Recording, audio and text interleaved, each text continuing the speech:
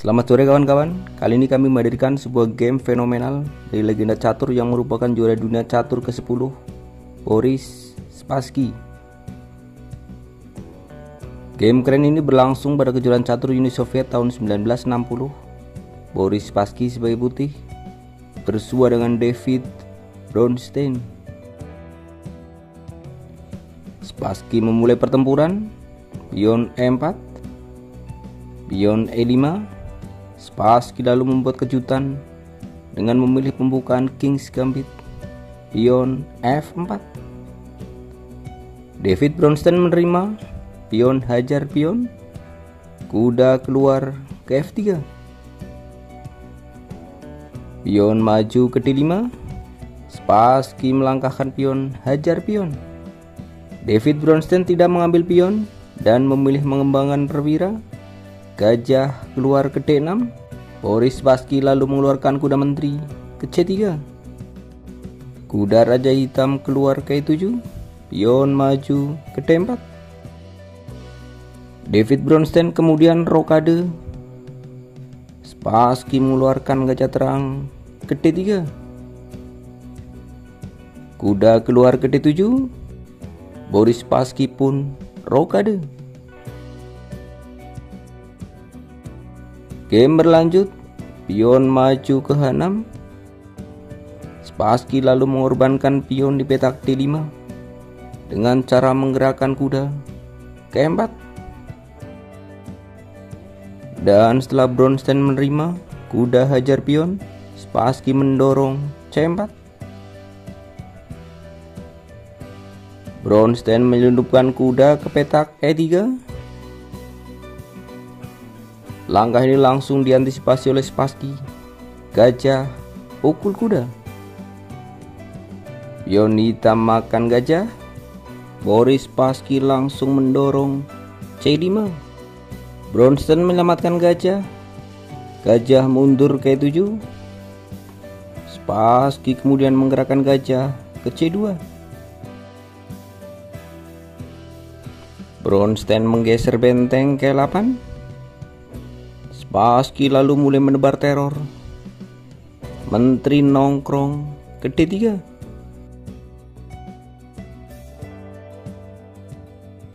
David Bronstein mencoba. Pion mengancam benteng dengan maju ke E2. Namun ternyata Spassky sama sekali tak peduli.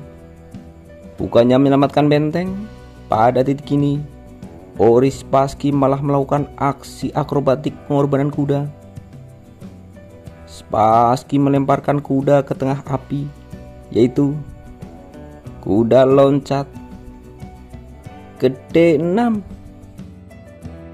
Mari kita lihat jika pada posisi ini David Bronstein menerima pengorbanan dari Spassky. Pertama-tama dengan pion promosi menjadi menteri dengan makan benteng di F1. Akan dijawab oleh Spassky, benteng pukul menteri.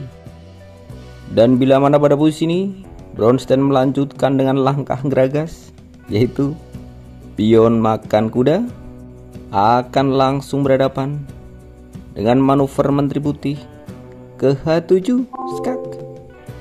Raja dipaksa ke F8, pastinya menteri H8 skak mat.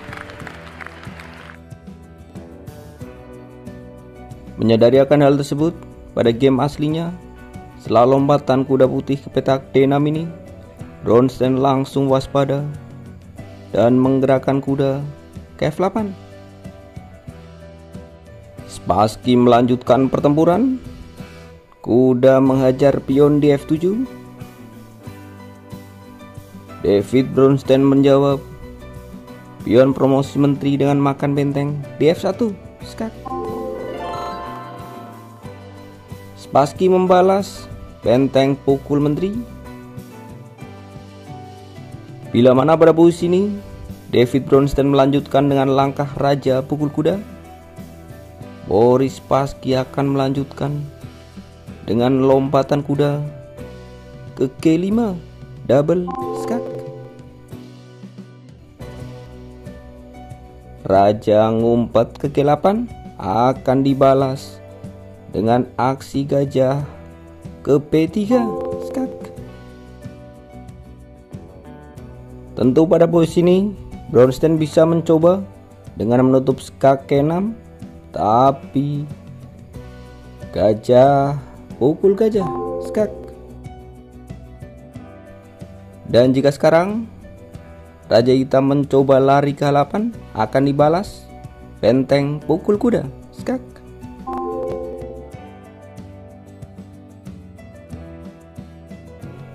Atau bagaimana jika pada posisi ini Brownstein mencoba dengan langkah kuda hajar gajah?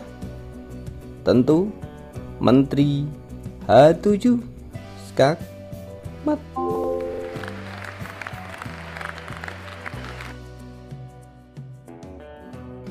Pada pertandingan aslinya, setelah langkah benteng putih pukul menteri di petak F1 ini, David Brownstein mencoba menyambung asa. Pertama, dengan mengorbankan gajah ke F5. Dan setelah Spassky menjawab dengan langkah menteri pukul gajah, Brownstein mencoba menawarkan pertukaran menteri.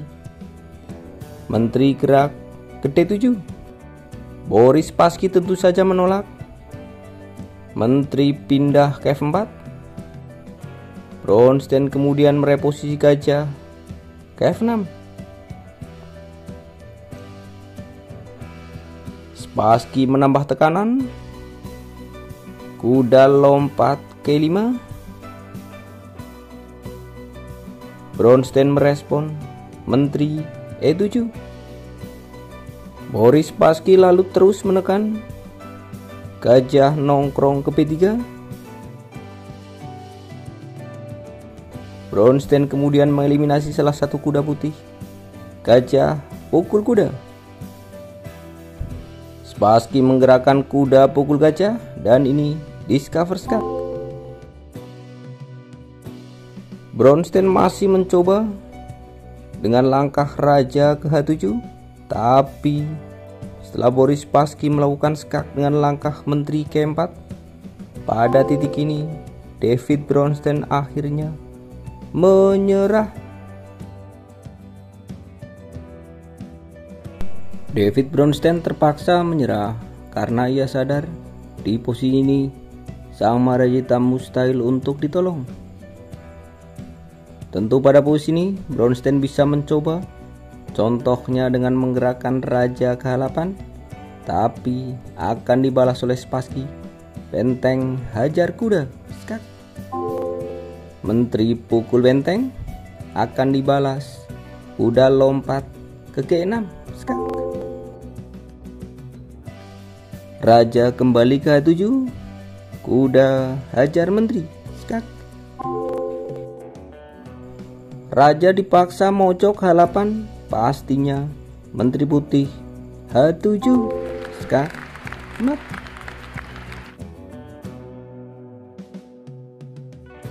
Atau bagaimana jika setelah langkah skak menteri putih ke petak E4 ini, Brownstein mencoba menutup skak dengan pion ke G6. Lagi-lagi Spassky akan melangkahkan benteng pukul kuda. Benteng pukul benteng akan berhadapan menteri hajar pion, skak. Raja dipaksa ngumpet ke H8. Menteri hajar pion kembali, skak. Menteri hitam menutup skak di H7. Pastinya kuda lompat ke G6, skak.